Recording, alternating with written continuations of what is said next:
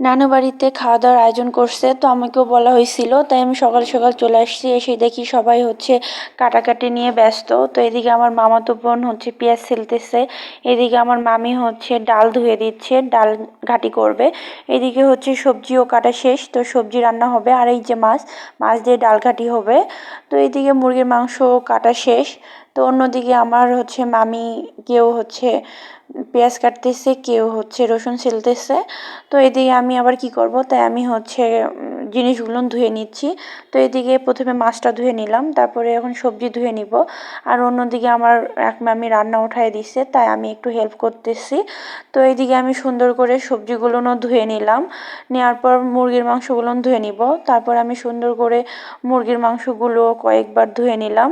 নিয়ে আমি এখন এগুলা আমার মামির কাছে দিয়ে দিব। তো এই যে আমার মামির কাছে নিয়ে গেলাম, মামি রান্না করতেছে, ওখানে নিয়ে যেয়ে দিয়ে দিলাম। এসে দেখি আমার মামি ডাল উঠায় দিছে, এদিকে মাছ কষতেছে ডাল ঘাটির জন্য।